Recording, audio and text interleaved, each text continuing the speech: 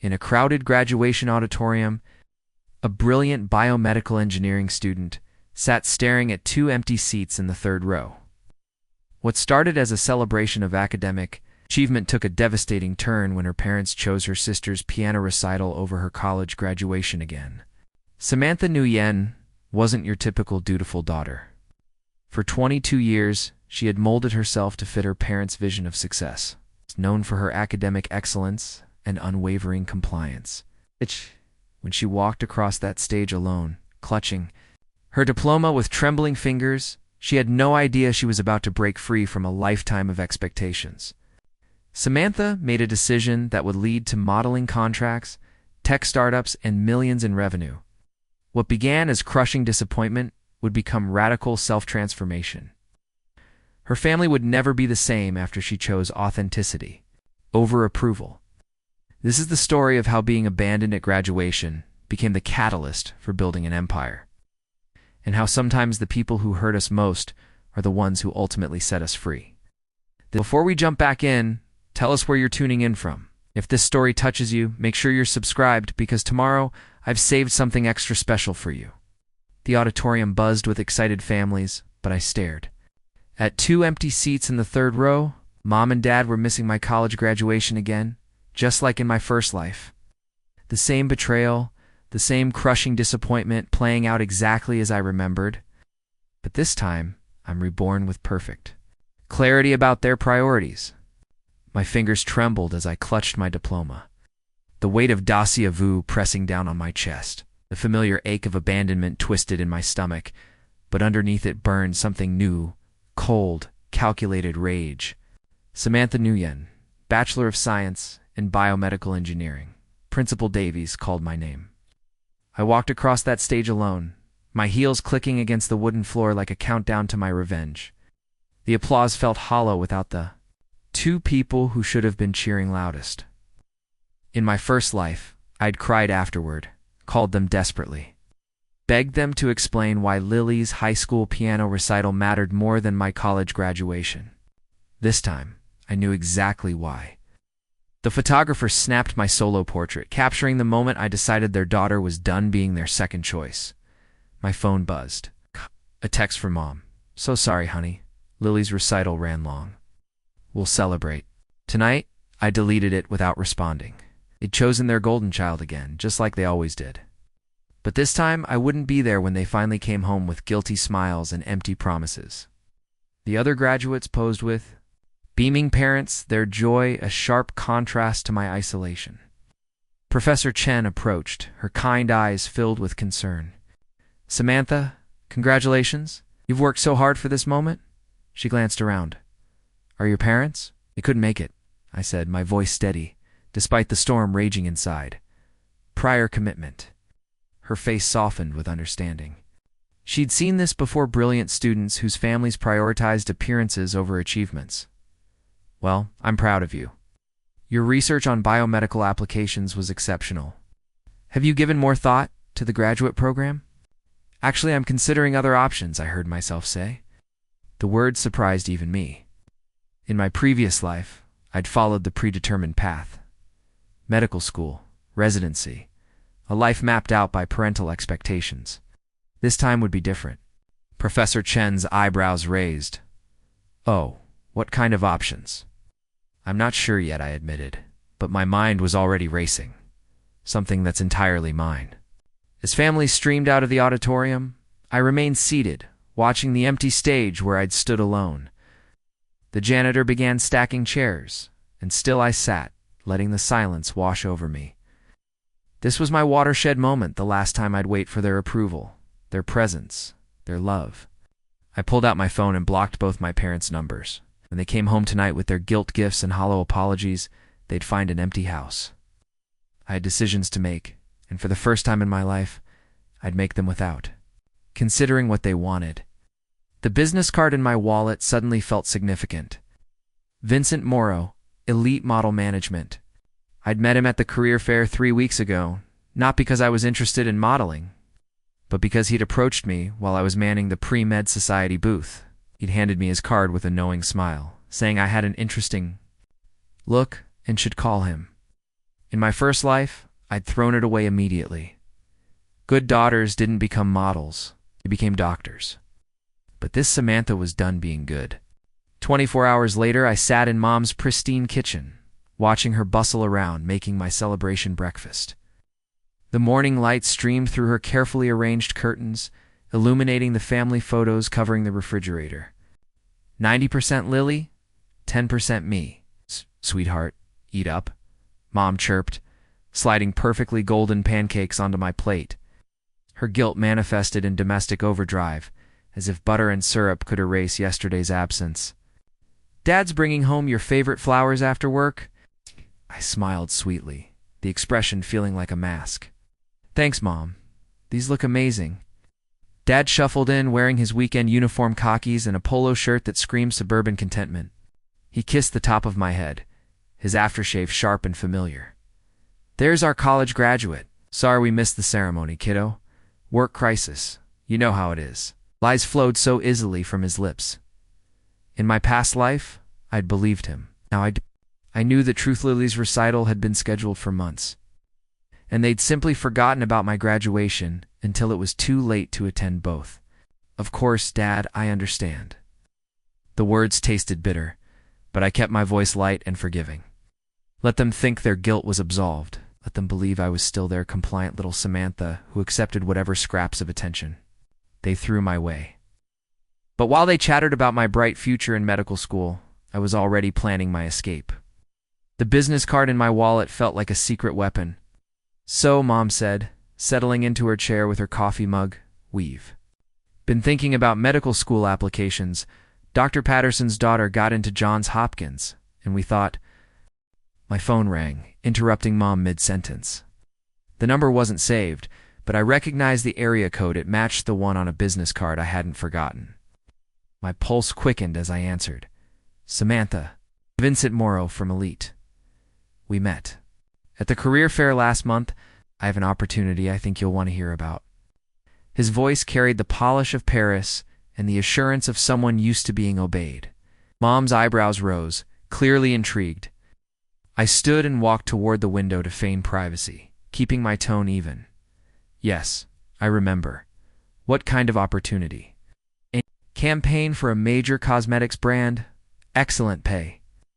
The client requested you specifically after reviewing your test shoot photos.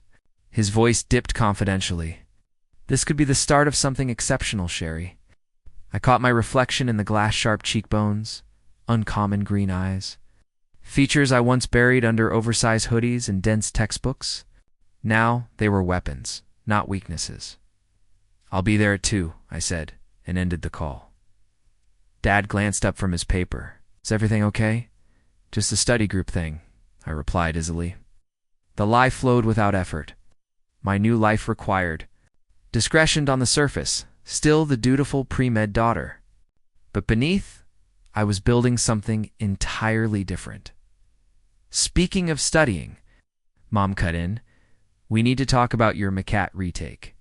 Your last score was solid, but this year's applicant pool is brutal.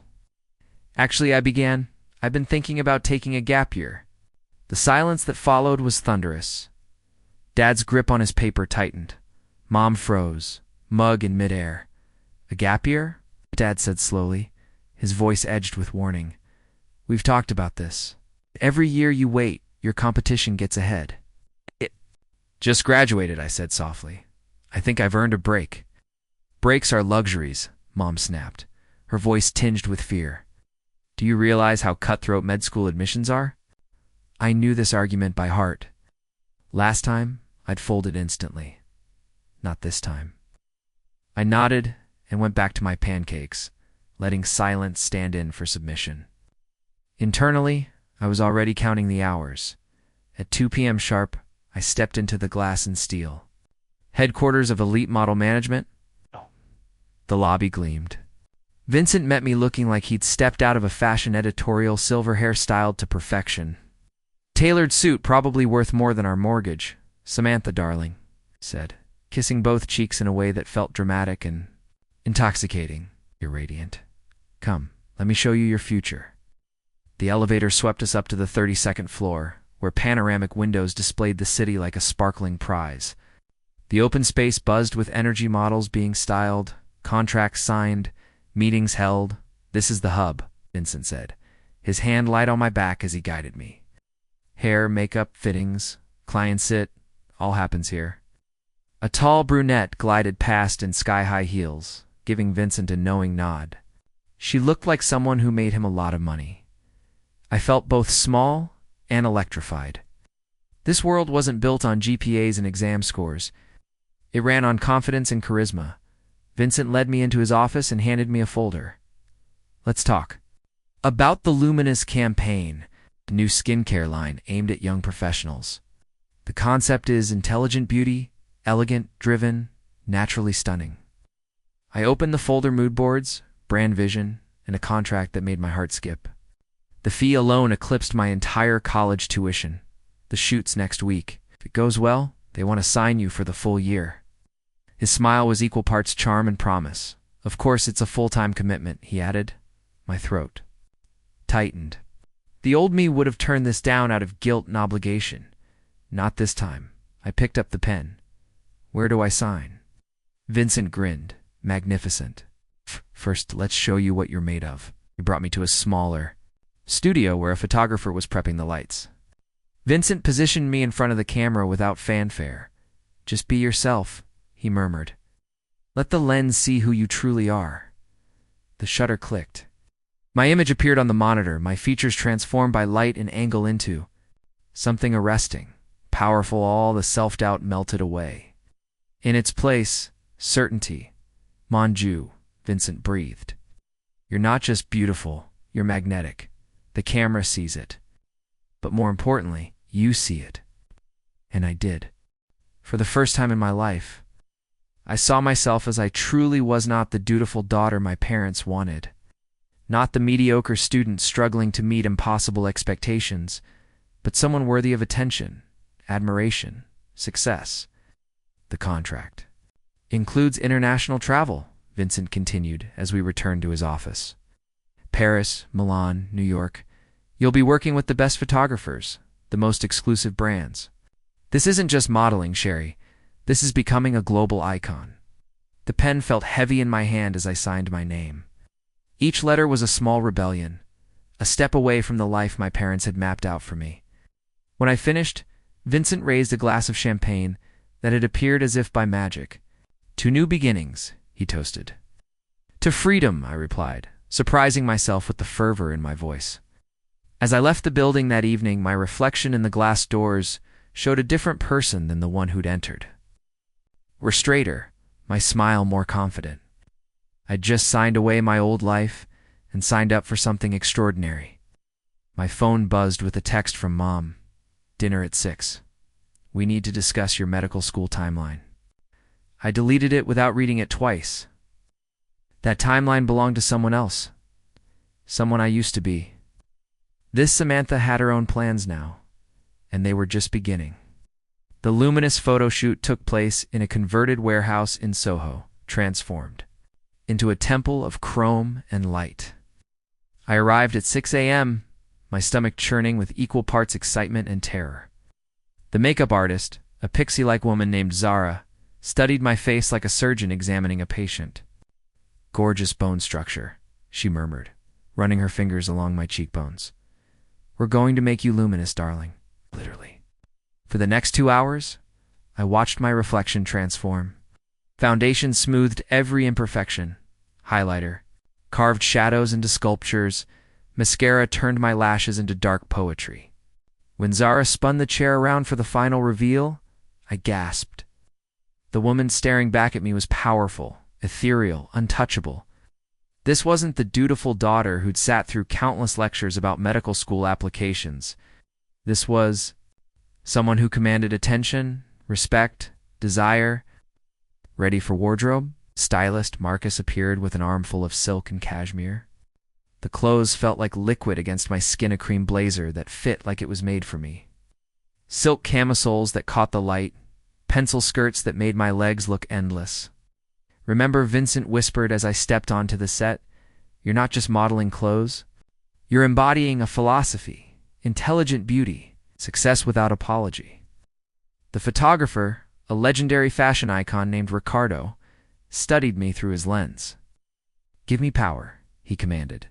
"Show me what ambition looks like." Something clicked inside me. I thought about my parents' disappointed faces, their empty seats at graduation, their assumption that I would always be their compliant little girl. The anger transformed into something else, pure, crystalline confidence. The camera loved what it saw. I moved like I'd been born under lights, each pose flowing naturally into the next. When Ricardo called for vulnerable strength, I thought about every time I'd bitten my tongue during family dinners, when he wanted triumphant elegance. I imagined myself 10 years from now, successful beyond their wildest dreams. Magnificent. Ricardo breathed during a lighting change. "You have that indefinable quality that separates models from superstars." Between shots, I checked my phone. 7 missed calls from Mom, 4 from Dad. A string of increasingly frantic texts. "Where are you? We need to discuss your medical school strategy. Call us immediately." I turned the phone face down and returned to the cameras. The final shot required me to hold a tablet displaying the luminous app, gazing directly into the lens with absolute confidence. As I lifted my chin and stared down the camera, I felt the last traces of the old Samantha dissolve. This woman didn't apologize for taking up space. She didn't shrink to make others comfortable. She existed fully, unapologetically, magnificently. "That's a wrap," Ricardo announced, and the entire crew burst into applause. "Samantha, you're a natural. I've never seen someone own their first campaign shoot like that." Vincent appeared at my elbow, practically glowing with satisfaction. "The client is going to lose their minds. You've just guaranteed yourself that year-long contract." But as I changed back into my street clothes, the weight of deception settled on my shoulders. My parents thought I was at the library, studying for the MCAT. Instead, I'd spent the day transforming into someone they wouldn't recognize. The drive home felt like traveling between 2 different universes. The confident woman from the photo shoot existed in a world of possibilities, while the dutiful daughter lived in a cage of expectations. I practiced my lies in the rearview mirror, preparing to slip back into character. I found my parents waiting in the living room, their faces etched with concern and suspicion. "There you are," Mom said, rising from the couch. "We've been worried." "Sick," the library said. "You never checked in."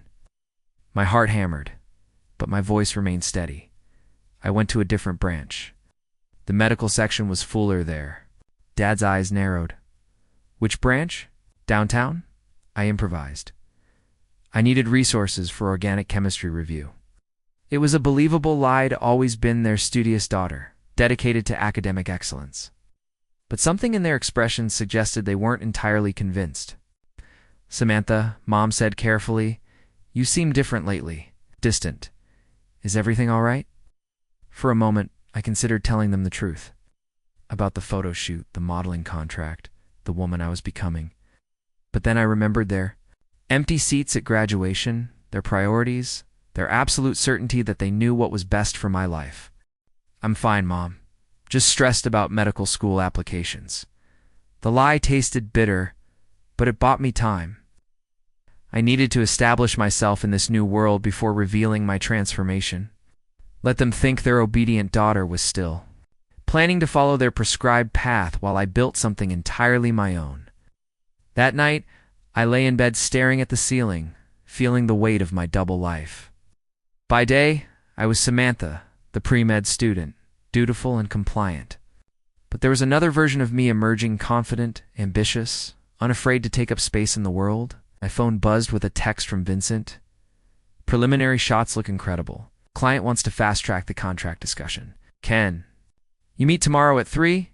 I typed back, "I'll be there." The old Samantha would have agonized over this decision, weighed the risks, sought approval. This Samantha simply committed to her future, whatever the cost. The magazine arrived on a Tuesday morning. It's delivered with the usual stack of mail that Mom sorted through with her morning coffee. I was in my room, supposedly studying biochemistry, but actually researching modeling techniques on my laptop, when I heard her sharp intake of breath. "Richard," her voice carried up the stairs like a siren, Richard, get down here now. My blood turned to ice. I crept to the top of the stairs, peering through the banister rails as Dad thundered down from his home office. What's wrong? He demanded, still holding his reading glasses. Mom held up the latest issue of Vogue, her hands trembling with rage. There I was on page 47, luminous in cream silk, gazing confidently at the camera with the tagline, "The future of beauty is intelligent," scripted across the bottom. Can you explain to me? Mom's voice was deadly quiet. Why our daughter, our pre-med daughter, who's supposed to be studying for the MCATS modeling in Vogue magazine? The silence that followed was deafening. I watched Dad's face cycle. Through confusion, recognition, and finally, explosive anger. "Samantha," he roared. "Get down here right now." There was no hiding anymore. I descended the stairs slowly, each step feeling like a march to execution. But something strange happened. As I reached the bottom instead of the familiar shrinking feeling, I stood taller. The woman in that photograph was still inside me, and she didn't cower. "Sit," Dad commanded, pointing to the dining room chair like I was a disobedient child. I remained standing. "I prefer to stand, thanks." Mom's eyes widened at my defiance. In 22 years, I had never refused a direct order from my father. "What is this?" Dad held up the magazine, his face red with fury. "What the hell is this, Samantha?" "It's my job," I said simply. "Your job," Mom's voice cracked. "Your job is to become a doctor. Your job is to honor the sacrifices we've made, the opportunities we've given you." "Opportunities you chose," I corrected. "A life you planned. Dreams you decided I should have." Dad slammed the magazine onto the table. "We gave you everything. It's the best schools, tutoring, test prep. Connections? You gave me a prison," I interrupted, my voice growing stronger. "You gave me a life sentence to live someone else's dreams." Ouch! Someone else's dreams? Mom stood up, her chair scraping against the floor. "Medicine is a noble profession. Stable, respected, financially secure. It's your dream," I said. Firmly. It was never mine. The truth hung in the air between us like a challenge. For years I had swallowed my own desires, convinced myself that their vision for my life was correct. But standing there, looking at my parents' horrified faces, I realized I was done pretending. "You're throwing your life away," Dad said, his voice breaking slightly. "For what? To be some man's decoration? To be photographed and objectified?" "I'm not throwing anything away," I replied. Finally picking it up, Mom began to cry, her carefully applied makeup streaking down her cheeks. "How could you lie to us? How could you deceive us like this?" "The same way you lied to me," I said, my own anger finally surfacing. "You lied when you said you'd be at my graduation. You lied when you said you were proud of me. You lied when you pretended to care about what I wanted. We care about your future," Dad exploded. "Care about you not making a mistake. You'll regret for the rest of your life?" "Like what?" I shot back. "Like living authentically? Like choosing my own path? Like refusing to be the daughter you ordered from a catalog?" The room fell silent, except for Mom's quiet sobbing. I looked at these two people who had raised me, loved me in their own way, and realized we were strangers. To them, I had never been a person, just a reflection of their ambitions, a project to perfect, a success story to showcase. They didn't truly see me. "I'm moving out," I said, startled by the clarity in my own voice. "You're only 22, Dad replied, sounding shaken. "You don't know what you're doing?" "No," I said calmly. "For once, I actually do. I'm doing what I want." I turned to head upstairs, but Mom's voice cut through the moment. "If you abandon medical school," she warned coldly, "don't come looking for our help when this dream of yours falls apart." I faced them again, these people who had dictated the shape of my life for over 2 decades, and felt something loosen in my chest. "I haven't expected your help for a long time," I said softly. "I've been on my own for years." 3 months later, I stood in my own apartment, a sleek, modern 1-bedroom overlooking the Charles River in Cambridge. My modeling contract had easily covered the deposit and first month's rent, but more importantly, it had bought me something priceless: independence. The Luminous campaign was a smash. My face was everywhere on billboards, subway ads, buses. The future of beauty is intelligent wasn't just a slogan anymore. It had become my brand, my identity. Thanks for listening to our story. If you're enjoying it, don't forget to subscribe. Now, back to the narrative. But I soon realized modeling was just the beginning. The real thrill came from creation, from business, from building something. It all started at a luminous launch event. I was mingling with a mix of execs, VCs, and founders when a poised woman approached me. Eyes sharp with curiosity. "You're not just a pretty face, are you?" she said, holding out a perfectly manicured hand. Sarah Mitchell, MIT Media Lab. Her name rang a bell. I'd read her research back in my biomedical engineering days. "Professor Mitchell? I've read your papers on biotech applications." She raised her eyebrows, clearly intrigued. "Have you?" "Most models I meet can't spell biotechnology, let alone discuss it." "I'm not most models," I said, and something in my tone made her lean in. "No, I believe you're not. So tell me, what's your story?" In under an hour, she'd drawn out my academic past, my degree in biomedical engineering, research projects, the overlap between science and market strategy. By the end, she was studying me like I was a discovery. "I have a proposal," she said, handing me her card. "I'm starting a company customized skincare, powered by AI. I need a partner who understands both the tech and how to position it. Someone like you." My heart thudded. "You want me to help run a tech company?" "I want you to build it," she corrected. "Your modeling career gives you credibility and beauty, and your technical background gives you the brains to bring this product to life. It's a perfect fit." That night, I called Karamai's best friend, and now a VC associate. "You what?" she squealed. "Start a tech company." "Yes," I said, pacing my apartment. "It blends everything I love: science, innovation, creativity. It's the first time I've felt truly excited about what's next." "But wasn't modeling your way of rebelling against your parents?" I paused. It was the door out. "But this feels like the place I was meant to arrive." Kara was quiet for a second. "You know your parents are going to flip out." "They already did," I said. "They cut me off months ago. This has nothing to do with them anymore." "Good," she said, "because this idea, it's smart. The beauty tech market is exploding, and you have the rare combo of expertise and image. If you need funding, I can make some introductions." The next morning, I met Sarah at a cafe near MIT. She'd stayed up late. We're drafting a rough business plan and laid it out for me with the passion of someone on the edge of something big. "We're calling it Dermatech Solutions," she said, sliding a folder toward me. "We use machine learning to analyze skin types and environmental factors, then generate personalized skincare formulas, like Spotify for Skin Fully Tailored." As I scanned the competitive analysis, the projections, the product roadmap, my engineering instincts kicked in. I was already brainstorming optimizations. "When do we start?" I asked. She grinned. "How about right now?" That afternoon, I stepped into the bare office space in Harvard Square. Empty for no, but I could already picture the team, the prototypes, the launch. In 6 months, this would be the nerve center of our startup. In a year, we'd have something in the market, and for the first time, the future felt completely mine. In 5 years, we could be revolutionizing the entire beauty industry. I thought about my parents, probably still telling their friends I was going through a phase. They couldn't have imagined that their dutiful daughter would end up here, not just modeling, but building something entirely new. My phone buzzed with a text from Vincent.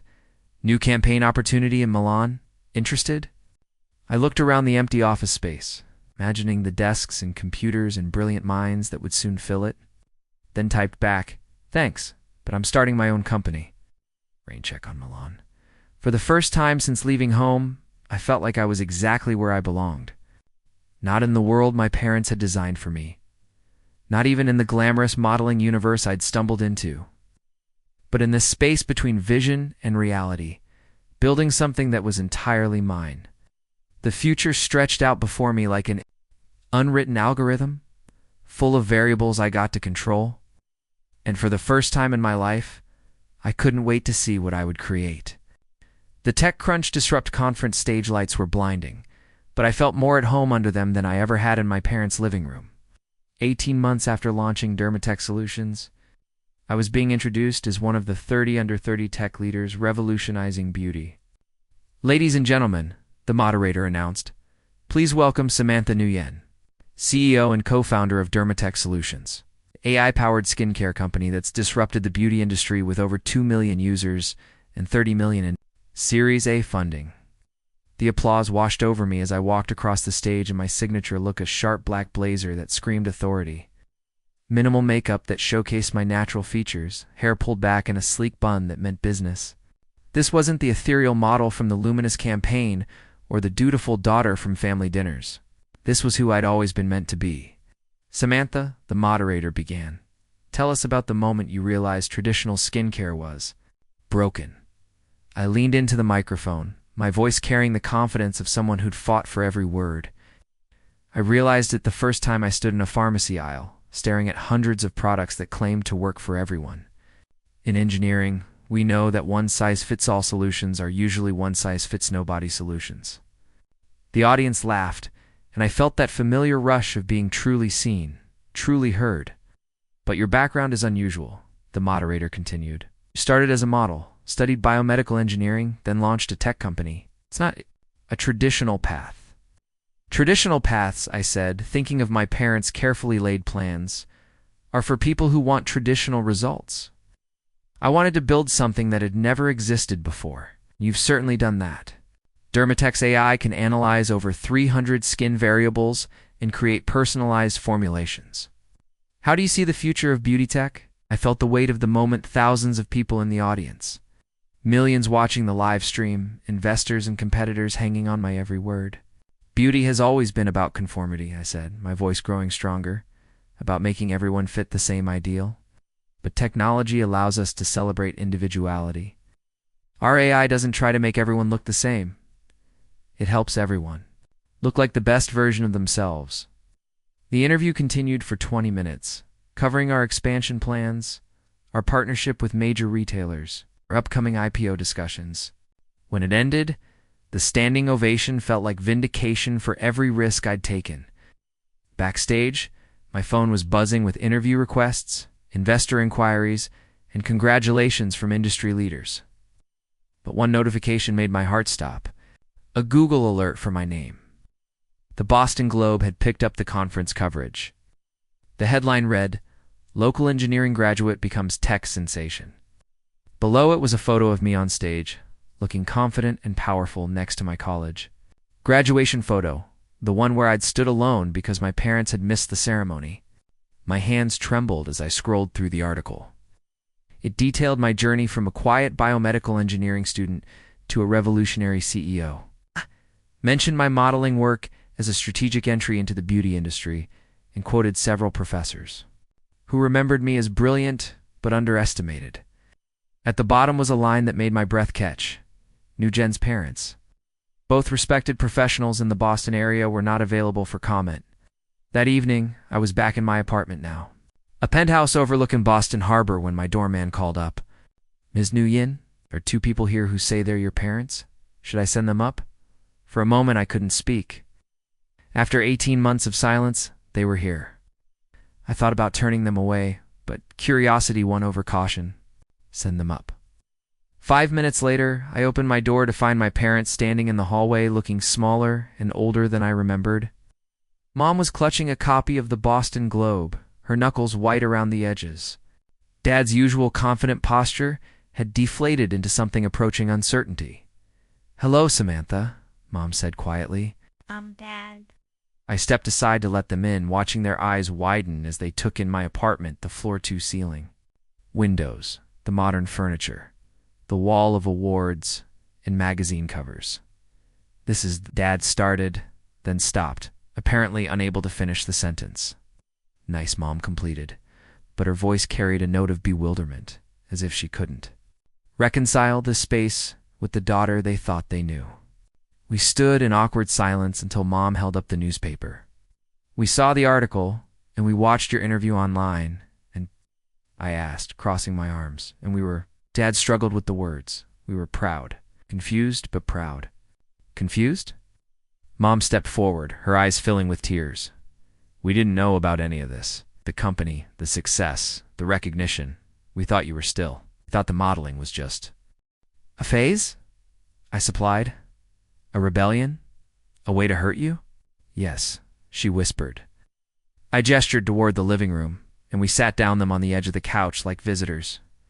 Me in my chair like the CEO I'd become. Why are you here? Asked directly, Dad cleared his throat. We owe you an apology. Several apologies, actually. We were wrong, Mom added quickly. About the modeling. About your choices. About not supporting you when you needed us most. Studied their faces, looking for the manipulation I'd grown accustomed to. The conditional love that required me to be who they wanted. Instead, I saw something I'd never seen before. Genuine remorse. We missed your graduation, Dad said, his voice breaking slightly. And then we missed everything that came after. We were so focused on the life we'd planned for you that we couldn't see the life you were building for yourself. A better life, Mom added softly. A more successful life than we ever imagined. I felt tears threatening, but held them back. This moment felt too important for tears. I'm not the daughter you wanted, I said carefully. No, Dad agreed. You're better. You're stronger, more successful, more independent than we ever dreamed possible. We just wish we'd been there to see it. For the first time in 18 months, felt something crack open in my chest. Not the bitter anger I'd carried, but something warmer and more complex. I don't know if we can fix this, I said honestly, but I'm willing to try. If you're willing. To accept who I actually am, not who you wanted me to be. Mom nodded eagerly. We want to try. We want to know our daughter, the real one, not the version we created in our heads. As I looked at my parents, really looked at them, I realized they seemed genuinely humbled by what I'd accomplished. For the first time in my life, they were seeing me as I truly was. Successful, independent, powerful. It felt like the beginning of something entirely new. 6 months after that awkward reunion in my penthouse, I sat across from my parents at a small restaurant in Harvard Square, watching them try to navigate the strange new dynamic of actually listening to me. Our monthly dinners had become a ritual tentative. At first, but growing more comfortable as we learned to relate to each other as adults rather than parent and disappointing child. Tell us about the new product launch, Mom said, carefully cutting her salmon. She'd started asking specific questions about Dermatech, actually remembering details from previous conversations. It was still surreal. The teen acne line launches. Next month, I explained, pulling up the marketing materials on my tablet. We've partnered with dermatologists to create formulations specifically for adolescent skin chemistry. The beta testing showed 89% improvement in skin clarity within 6 weeks. Dad leaned forward, studying the data with genuine interest. That's remarkable. When I was in residency, we had so few effective treatments for teenage acne. This could help millions of kids. His enthusiasm surprised me. For 30 years, he'd been a radiologist, but I'd never heard him express interest in dermatology. I was learning that my parents were more complex than I'd given them credit for.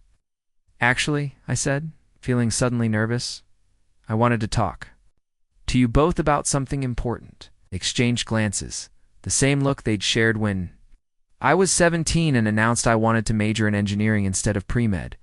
But this time, instead of immediate opposition, I saw curiosity. Dermatech has been acquired, I announced, by Unilever. For $250 million. The silence stretched between us like a held breath. 250 million, Mom whispered. My share, after investors and employees' stock options, comes to about 45 million. I watched their faces carefully. I'm 24 years old, and I'm financially independent for life. Dad set down his fork, staring at me like I'd just announced I was moving to Mars.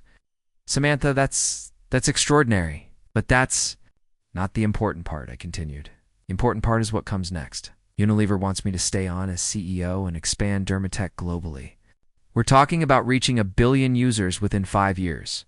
1 billion? Mom's voice cracked slightly. The beauty industry is worth $500 billion annually, I explained, sliding into the confident rhythm I'd perfected in boardrooms. But it's still operating on 20th century principles. Dermatech represents the future personalized, scientific, accessible. We're not just selling products. We're revolutionizing how people think about skincare. I pulled up our expansion plans on my tablet, watching my parents' eyes widen as they absorbed the scope of what we were building.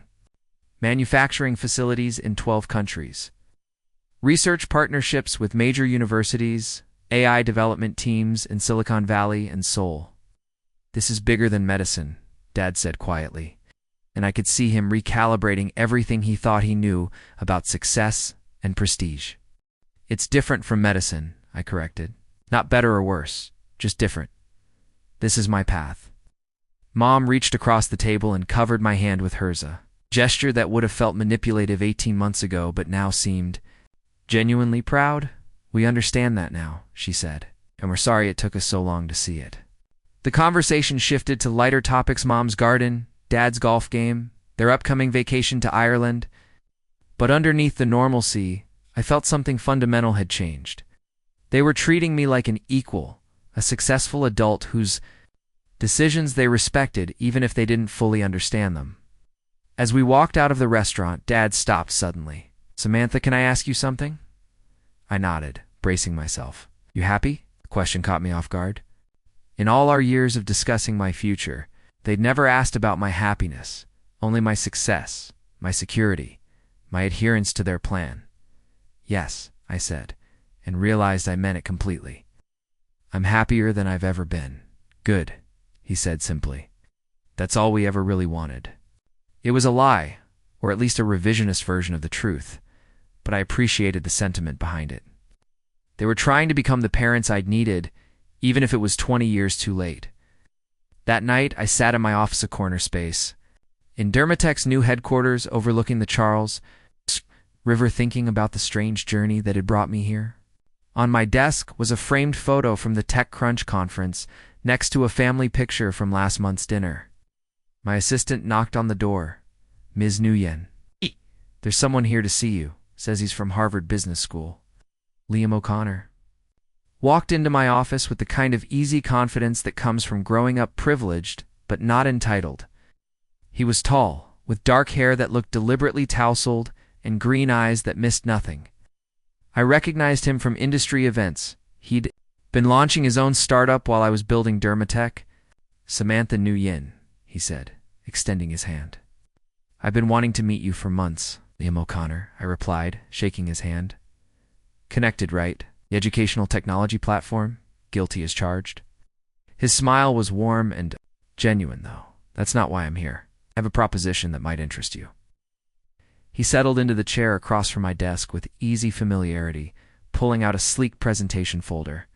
What if I told you that you could use everything you've learned about personalized technology and apply it to something even bigger than skincare? I leaned back, intrigued despite myself. I'd say you have my attention. Education, he said. Simply personalized learning platforms that adapt to individual students' needs. Learning styles, cognitive patterns. Think Dermatech for the mind instead of the skin. He opened the folder, revealing market research, technological frameworks, and projections that made my pulse quicken. This wasn't just another startup pitch. This was a vision for revolutionizing how humans learn and grow. Why are you bringing this to me? I asked. Because you've already proven you can take personalization technology and scale it to millions of users. Because you understand both the technical and business sides. And because I think we could build something extraordinary. Together. As I studied his proposal, I felt that familiar electricity, the same sensation I'd experienced when Sarah first pitched Dermatech. When I'd signed my first modeling contract, when I'd stood up to my parents, the feeling of standing at the edge, of possibility. This would mean leaving Dermatech, I said carefully. Not necessarily. You could remain on their board, maintain your equity stake. But yes, it would mean starting over in some ways, taking another leap. I looked out my window at the city spreading below, thinking about the girl who'd graduated alone 18 months ago and the woman who now commanded respect in boardrooms around the world. When do we start? I asked. 2 years later, I stood in the main conference room of EduTech Innovations, the company. Liam and I had built from a shared vision into a $500 million enterprise, watching our AI platform revolutionize education. In real time. On the wall-mounted screens, data flowed from schools across 43 countries, showing millions of students whose learning had been personalized, optimized, and accelerated by our technology. The São Paulo results are particularly impressive, Liam said, gesturing to the Brazilian data stream. Reading comprehension scores have improved by 67% in schools using our platform versus traditional methods. I smiled, remembering when we'd first pitched this idea to skeptical investors who couldn't understand how personalized learning could scale globally.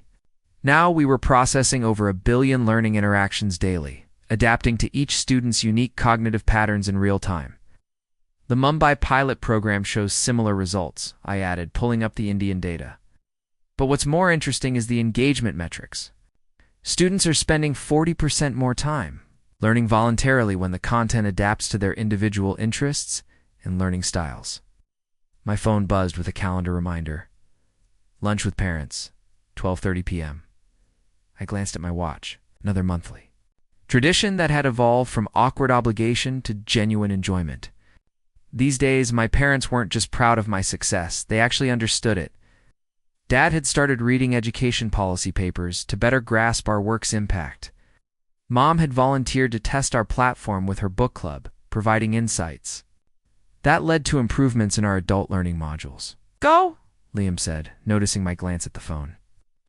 I'll handle the investor call with Singapore. You become more than a business partner over the past 2 years. The relationship had developed slowly, built on mutual respect and shared vision rather than convenience or romance. We worked together like synchronized swimmers, anticipating each other's thoughts, complementing each other's strengths. I found my parents waiting at our usual spot, a quiet cafe near Boston Common, where we could talk without interruption.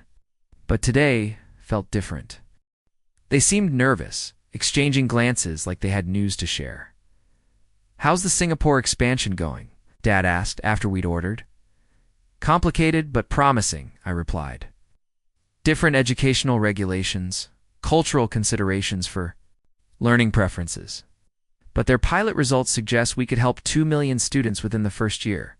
Mom leaned forward, her eyes bright with an enthusiasm I was still getting used to. That's incredible, sweetheart. You're changing the world. We're changing the world, I corrected. Liam's partnership has been crucial to our growth. Another exchange glance between my parents. Dad cleared his throat. Speaking of Liam, he said carefully, we've been thinking about hosting a dinner party. Nothing formal, just close family and friends. We'd love to have him join us. I raised an eyebrow. A dinner party? You haven't hosted one of those since I was in high school. I've been thinking about a lot of things lately, Mom said softly. About family, about missed opportunities, about the future. What kind of future? I asked, sensing an undercurrent I couldn't quite identify. Dad reached across the table and took my hand, a gesture that still surprised me with its warmth. The kind where we're part of your life, he said. The kind where we get to know the man who makes our daughter smile, the way you smile when you talk about him. Heat rose in my cheeks. Liam and I work together. We're business partners. Sweetheart, Mom said gently. We've watched you build 2 companies, transform an entire industry, and become one of the most successful entrepreneurs of your generation. But we've never seen you light up the way you do when you mention his name. I sat back, processing this observation. Was it that obvious? Had my carefully maintained professional boundaries become transparent to everyone except me? Besides, Dad added with a smile that reminded me of childhood moments when he'd been proud of my accomplishments. Anyone who can keep up with our daughter intellectually and match her ambition professionally is someone we'd like to meet properly. As I walked back to the office, my parents' words echoed in my mind. When had I started looking forward to Monday morning meetings because Liam would be there? When had I begun staying late at the office because we got our best ideas bouncing concepts off each other? When had his approval become as important to me as market validation? I found him in his office, surrounded by whiteboards covered in algorithms and user experience flows. He looked up when I knocked, and I felt that familiar flutter of excitement, mixed with professional respect. How did lunch go? He asked, saving his work and turning to give me his full attention. My parents want to meet you, I said, then immediately regretted how that sounded. I mean, they want to host a dinner party. Social networking. Do you know how these things work? Liam's smile was slow and knowing. Do I? Don't read anything into it, I said quickly. You're just being parents. Overprotective, interfering. Samantha, he interrupted gently. I'd love to have dinner with your parents. The simplicity of his response caught me off guard. No teasing about family dynamics, no jokes about parental approval, just quiet acceptance. Okay? I said, suddenly feeling like I was standing at another crossroads. Another moment where I could choose between the safe path and the unknown one. Good, he said, then added with that smile that made my pulse quicken. I've been wanting to meet the people who raised the most impressive woman I know. As I left his office, I realized that my transformation wasn't complete. I'd learned to defy my parents' expectations, build successful companies, command respect in boardrooms around the world. But I was still learning something more fundamental. How to let people see all of who I was. Professional and personal, ambitious and vulnerable. The girl who'd walked across that graduation stage alone had become a woman who no longer had to walk anywhere alone. She just had to be brave enough to let the right people walk beside her. Standing in my office, looking out at the city where I'd reinvented myself multiple times, I felt the future stretching ahead like an algorithm waiting to be coded. But this time, I wasn't writing it alone. 5 years after walking across that graduation stage alone, I stood in the same university auditorium, but this time as the keynote speaker for the class of 2030. The irony wasn't lost on me addressing graduates from the same stage where I'd experienced one of my most painful moments of abandonment. But today, the third row wasn't empty. My parents sat there beaming with unconditional pride, next to Liam, who wore the wedding ring I'd placed on his finger 6 months ago. Sarah Mitchell sat nearby with the Dermatech team, and Kara was live streaming the event for our investors, who couldn't attend in person. Graduates of 2030, I began, my voice carrying easily to the back of the auditorium. You're entering a world that will tell you who you should be, what you should want, and how you should measure success. I'm here to tell you that the most radical thing you can do is ignore all of that and become exactly who you are. The audience was silent, hanging on every word. I could see young faces filled with the same uncertainty I'd felt 5 years ago. Fear of disappointing others, the pressure to follow predetermined paths, the terror of making the wrong choice. 5 years ago, I sat where you're sitting now, I continued, my gaze finding the exact seat where I'd experienced my moment of clarity. I had a degree in biomedical engineering, acceptance to 3 medical schools, and a life plan that had been carefully crafted by well-meaning parents who thought they knew what was best for me.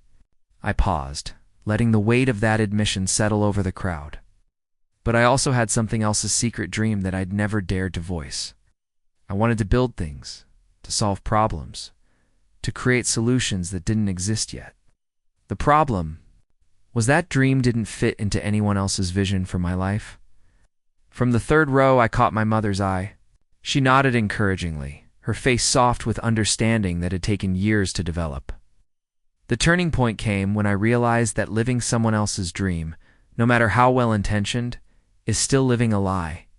And the only person who has to live with the consequences of your choices every single day is you. I clicked to my first slide, a photo of me at my very first modeling shoot, looking uncertain but determined. This was my first act of rebellion. Not because I dreamed of being a model, because it was the first time I'd ever done something purely because I wanted to. Not because it fit into someone else's plan for my life. The audience laughed at the transformation from nervous engineering, student to confident model, but I could see understanding in their eyes. That one decision taught me something crucial. The moment you stop asking for permission to be yourself is the moment your real life begins.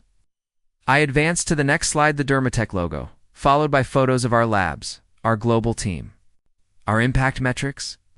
From that first act of self-determination came everything else. A tech company that's now helped over 50 million people worldwide. Educational platforms that are revolutionizing how children learn. Innovations that exist because I stopped trying to fit into someone else's definition of success and started building my own.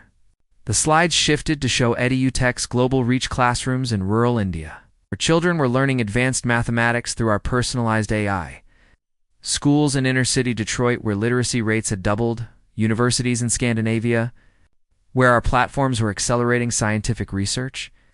But here's what no one tells you about following your own path, I said, my voice growing more intimate. It's not just about career success or financial independence, though those things matter. It's about becoming the person you were always meant to be instead of the person everyone else wanted you to be. I clicked to a photo from my wedding day, not the formal portraits, but a candid shot of Liam and me laughing with my parents. All four of us looking genuinely happy and comfortable with each other. The people who truly love you will learn to love who you actually are, not who they thought you should be. But first, you have to be brave enough to show them. A student in the front row raised her hand, and I nodded for her to speak. Ms. Nguyen, what if following your dream means disappointing the people you love most?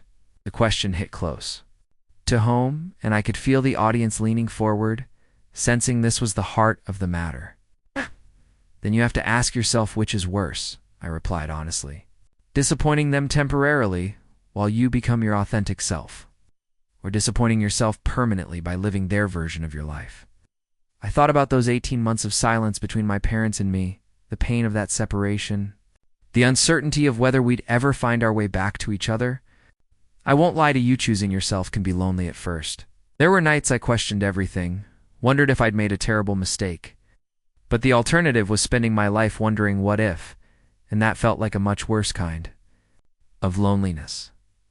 Another hand shot up. How do you know if you're making the right choice or just being selfish? I smiled, remembering asking myself that exact question countless times. Here's the thing about selfishness, I said. Taking care of your own dreams and ambitions isn't selfish if it leads to you contributing something meaningful to the world. The most selfish thing I could have done was become a mediocre doctor who resented her career, and I could become an excellent entrepreneur who loves what she does. I advanced to a slide showing our latest impact metrics: millions of students whose educational outcomes had improved, thousands of jobs created, hundreds of millions in economic value generated. When you're operating from your authentic self, from your genuine strengths and passions, you don't just succeed, you create value for everyone around you. The world needs what you have to offer, but only if you're brave enough to offer it. The questions continued for another 20 minutes, each one revealing the deep anxiety these graduates felt about the choices ahead of them. I answered as honestly as I could, sharing both my successes and failures, the moments of doubt and the breakthrough realizations. Let me leave you with this, I said as we neared the end of my time. Success isn't about achieving someone else's definition of accomplishment. It's about building a life that feels authentic to who you are, that uses your unique talents to solve problems you care about. And that allows you to go to sleep each night knowing you're exactly where you're supposed to be. Hey, click to my final slide, a photo of myself today, standing in our latest EduTech facility, surrounded by diverse team members, all of us working on solutions that could impact millions of lives. This woman exists because 5 years ago, another woman decided to stop apologizing for taking up space in the world. She decided to stop shrinking herself to fit into spaces that were too small for her dreams. She decided that being herself, fully and unapologetically, was worth the risk. The auditorium erupted in applause, and I felt that familiar rush of connection, of being truly seen and understood. But this time it wasn't about MIT. It was about planting seeds in these young minds, giving them permission to be brave in their own lives. As I left the stage, I was surrounded by graduates wanting to share their own stories, their own dreams, their own fears about choosing authenticity over approval. I listened to each one, remembering my own desperate need for someone to tell me it was okay to want what I wanted. Later that evening, Liam and I sat on the terrace of our Cambridge home, overlooking the Charles River where I'd made so many of the decisions that shaped my life. My parents had joined us for dinner, and the conversation had flowed easily between business updates, family news, and plans for the future. "I'm proud of you," Dad said as we watched the sunset paint the sky in brilliant oranges and purples. "Not just for what you've accomplished, but for who you've become. We both are, Mom added, reaching over to squeeze my hand. We're sorry it took us so long to see it. I leaned back against Liam's chest, feeling his arms wrap around me with a kind of security I'd never known I needed. You know what the strangest part is? I said, thinking about the journey that had brought us all here. I used to think I had to choose between having a successful career and having a loving family, between being independent and being connected, between following my dreams and maintaining relationships. And now, Liam asked softly, now I realize that the right people, the people who really love you, they don't make you choose. They celebrate your success because it's part of who you are. They support your independence because it makes you stronger. They encourage your dreams because they want you to be happy. As the stars began to appear in the darkening sky, I thought about that girl who'd walked across the graduation stage alone, convinced she had to choose between love and authenticity. She couldn't have imagined this moment surrounded by people who loved her exactly as she was, building companies that made a difference in the world. Married to someone who saw her ambition as one of her most attractive qualities, what's next? Mom asked, and I could hear genuine curiosity in her voice rather than the anxiety that used to accompany that question. I smiled, thinking about the proposals on my desk, the problems we were working to solve, the future we were building one. Algorithm at a time. Whatever we want, I said simply. For the first time in my life, whatever we want. The freedom in that statement, the absolute liberation of being exactly who I was meant to be, still took my breath away. I'd learned that the most revolutionary thing a person can do is refuse to be anyone other than themselves, fully and without apology. And sometimes, if you're very lucky, the world rewards that kind of courage with everything you never dared to dream possible. And up next, you've got 2 more standout stories right on your screen. If this one hit the mark, you won't want to pass these up. Just click and check them out. And don't forget to subscribe and turn on the notification bell so you don't miss any upload from us.